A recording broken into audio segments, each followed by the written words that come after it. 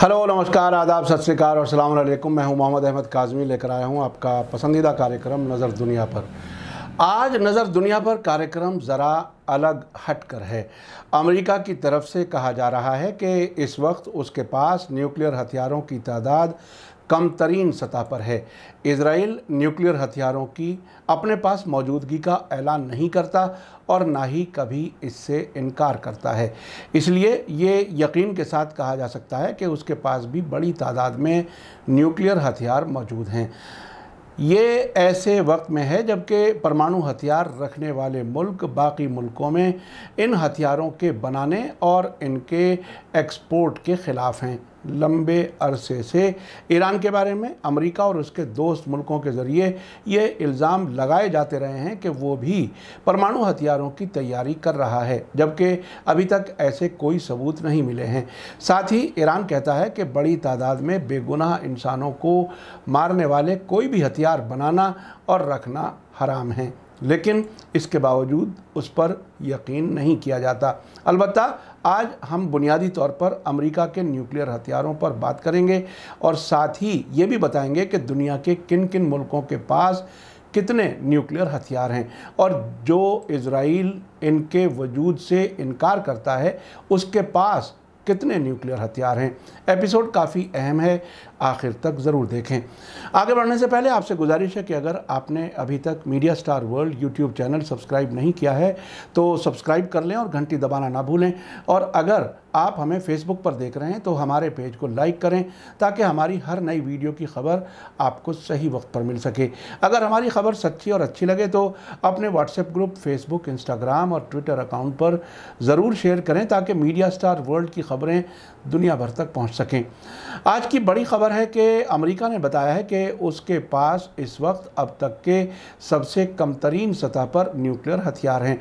Associated France press की report के मुताबिक पिछले 2 साल में अमेरिका के परमाणु हथियार कम हो गए हैं। हालांकि ये कमी बहुत मामूली है। 4 साल में पहली बार अमेरिका ने ये आंकड़े दुनिया के सामने पेश किए हैं। अमेरिका ने बताया है कि उसके पास कितने न्यूक्लियर हथियार हैं। अब से पहले फॉर्मर प्रेसिडेंट डोनाल्ड ट्रंप ने इन आंकड़ों का ऐलान करने पर रोक लगा रखी थी। बाइडेन हुकूमत ने ये रोक हटाते हुए पहली बार आंकड़े जाहिर किए हैं। 5 अक्टूबर को अमरीकी फॉरेन मिनिस्ट्री के ज़रिए जारी किए गए आंकड़ों के मुताबिक 30 सितंबर 2020 को अमेरिका के पास एक्टिव और नाकारा किए जा चुके सब मिलाकर 3750 न्यूक्लियर हथियार थे। ये तादाद 2018 से 55 जबकि 2019 से 72 कम है। ये तादाद इस वजह से भी अहम है कि 1967 के बाद ये अमेरिका के न्यूक्लियर हथियारों की सबसे कम तादाद है। 1967 में जब कोल्ड वार अपनी ऊंचाइयों पर थी तब अमेरिका के पास 31,255 न्यूक्लियर हथियार थे। AFP के मुताबिक अमेरिका के न्यूक्लियर हथियारों की तादाद में कमी रूस के साथ बेहतर ताल्लुकात के लिए की गई है। बाइडेन सरकार रूस के साथ न्यूक्लियर हथियारों पर कंट्रोल के बारे में संजीदा यानी सीरियस बातचीत शुरू करने की कोशिश कर रही है। डोनाल्ड ट्रंप की हुकूमत के दौरान ये बातचीत ठंडे बस्ते में चली गई थी।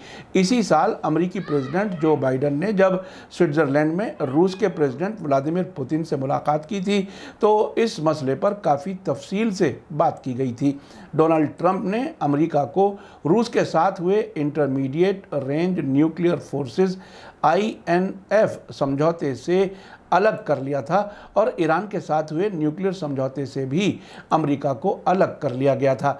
इसी के साथ ही ट्रंप ने रूस के साथ न्यू स्टार्ट ट्रीटी को आगे बढ़ाने की बात भी अधर में छोड़ दी थी। आपको बता दूं कि न्यू स्टार्ट ट्रीटी 5 फरवरी को ख़त्म होने वाली थी और इसके आगे बढ़ने के चांसेस पर तब पानी फिर गया था जब ट्रंप सरकार ने इस बारे में कोई बात नहीं की थी। अमेरिका के नए प्रेसिडेंट जो बाइडेन ने इसी साल जब जून में यूरोप दौरा किया तो रूस के प्रेसिडेंट व्लादिमीर पुतिन से मुलाकात की। तब न्यू स्टार्ट ट्रीटी पर बातचीत हुई। ताज़ा आंकड़े जारी करते हुए अमेरिका की फॉरेन मिनिस्ट्री ने ट्यूसडे को कहा कि परमाणु अप्रसार और निरस्त्रीकरण यानी न्यूक्लियर नॉन प्रोलिफरेशन और हथियारों की कमी की कोशिशों के लिए मुल्क के न्यूक्लियर हथियारों के स्टॉक में पारदर्शिता यानी ट्रांसपेरेंसी बढ़ाना ज़रूरी है। अब आपको बता दूं कि अमेरिका और रूस के बीच न्यू स्टार्ट ट्रीटी नाम का समझौता ये तय करता है कि अमेरिका और रूस कितने कितने न्यूक्लियर हथियार रख सकते हैं। इस समझौते के होने के बाद से दोनों मुल्क लगातार अपने परमाणु हथियार कम करते रहे हैं।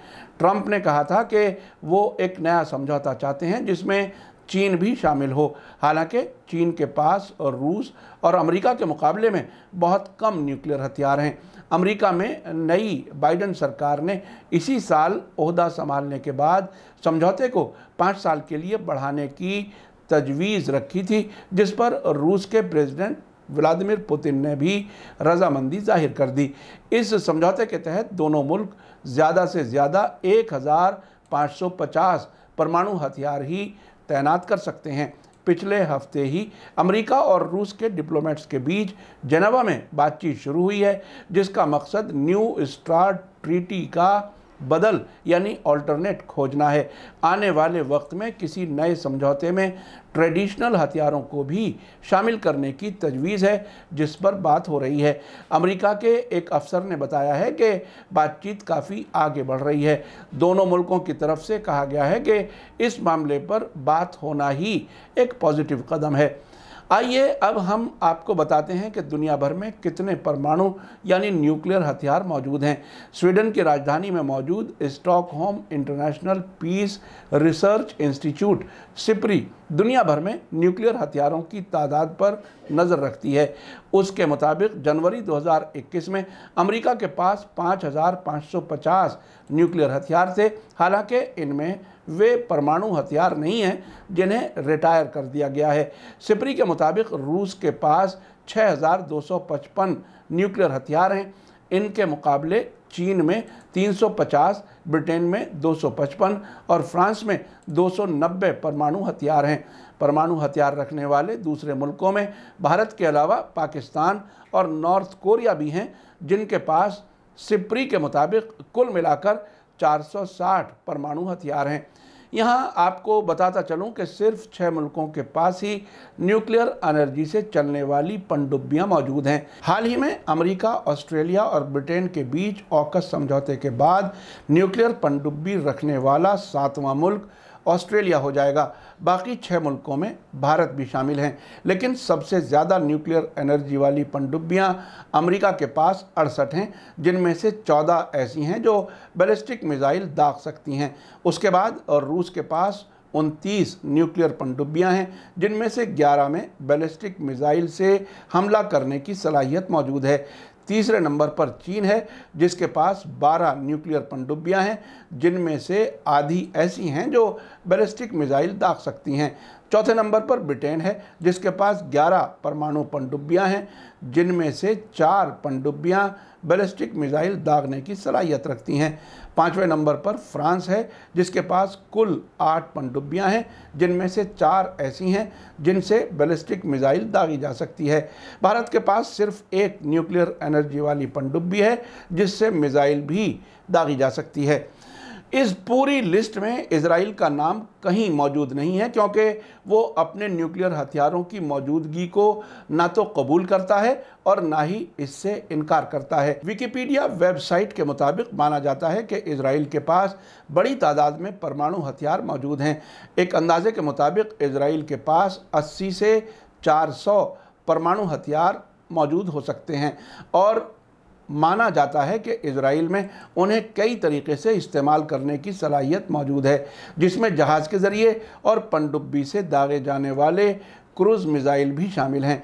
इसके अलावा जेरिको सीरीज़ के मीडियम से लेकर इंटरकॉन्टिनेंटल रेंज के बैलिस्टिक मिसाइल भी इजराइल के पास हैं। माना जाता है कि इजराइल ने पहला इस्तेमाल किए जाने की सलाहियत वाला परमाणु हथियार 1966 के आखिर में या 1967 की शुरुआत में तैयार कर लिया था। विकिपीडिया के मुताबिक हालांकि इजराइल जानबूझकर इस सिलसिले में साफ कुछ नहीं कहता, लेकिन साथ ही वो कभी भी सरकारी तौर पर न्यूक्लियर हथियार रखने से इनकार भी नहीं करता है और ना ही इसे कबूल करता है, बल्कि इस मामले में वो दोहरी पॉलिसी जारी रखे हुए है।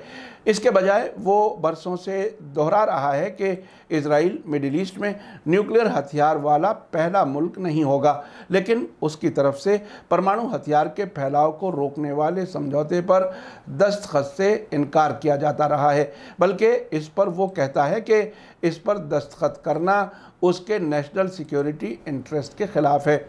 इसके अलावा इजराइल ने दूसरे इलाकाई मुल्कों को अपने खुद के परमाणु हथियार हासिल करने की सलाहियत से दूर रखने के लिए उसने इन ख़तरनाक हथियारों के फैलाव के ख़िलाफ़ हमलों के उसूल पर काम किया है। इजरायली एयरफोर्स ने ऑपरेशन ओपेरा और ऑपरेशन ऑर्चर्ड करके 1981 और 2007 में इराकी और सीरियाई न्यूक्लियर कारखानों को तबाह कर दिया था और 2010 में ईरानी न्यूक्लियर कारखानों को शदीद नुकसान पहुंचाने वाले स्टक्सनेट मेलवेयर को बनाया था। 2019 तक इजराइल मिडिल ईस्ट में अकेला ऐसा मुल्क था जिसके पास परमाणु हथियार है। इन सब हकीकतों के बावजूद अमेरिका और वेस्टर्न मुल्कों की सपोर्ट की वजह से इजराइल के परमाणु हथियारों पर दुनिया के मीडिया में कभी चर्चा नहीं होती, जबकि नॉर्थ कोरिया और ईरान के न्यूक्लियर हथियारों पर बहुत ज़्यादा बहस होती है। ईरान के मामले में यूनाइटेड नेशंस के तहत international atomic energy agency IAEA की तरफ से एक बार भी कोई ऐसा सबूत सामने नहीं आया है कि वो दावा कर सकें कि ईरान न्यूक्लियर हथियार बना रहा हो। ईरान इन ताकतों को दूसरी तरह से जवाब दे रहा है। अब अफ़गानिस्तान के बाद अमेरिका को इराक़ से फ़ौजें वापस बुलाने पर मजबूर किया गया है। अमेरिका ने हाल ही में सऊदी अरब, कुवैत और जॉर्डन जैसे मुल्कों से अपने मिसाइल डिफेंस सिस्टम हटा लिए हैं। मिडिल ईस्ट में होने वाले ताज़ा वाक़यात से ये बात सामने आ रही है कि इलाक़े में ताकत का बैलेंस बदल रहा है। मीडिया स्टार वर्ल्ड लगातार नज़र बनाए हुए है। जैसे जैसे वाक़यात होंगे हम आप तक खबरें पहुँचाते रहेंगे। इसी के साथ मुझे दीजिए इजाज़त। आज का एपिसोड कैसा लगा कमेंट्स में ज़रूर लिखें। थैंक यू, धन्यवाद, शुक्रिया। जय भारत, जय हिंद। मीडिया स्टार वर्ल्ड के और वीडियो देखने के लिए हमारे चैनल को सब्सक्राइब करें और सीधे नोटिफिकेशन पाने के लिए बेल आइकन दबाएं। और अगर हमारी खबर सच्ची और अच्छी लगे तो अपने व्हाट्सएप, इंस्टाग्राम, फेसबुक और ट्विटर अकाउंट पर ज़रूर शेयर करें।